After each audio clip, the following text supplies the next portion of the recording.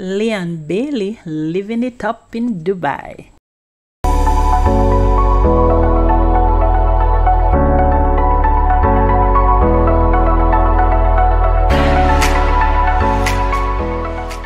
Jamaican footballer Leon Bailey is certainly enjoying some time off from the game after he was spotted hanging out in Dubai.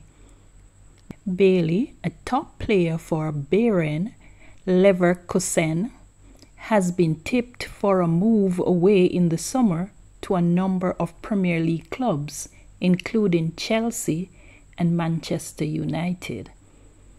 It seems that hasn't affected the speedy winger. However, he looks at ease as he enjoys his time in the luxury capital of the Arab nations. Bailey was accompanied by his spouse and child on his visit, along with members of his entourage, as he strode the city and enjoyed varied moments of shopping.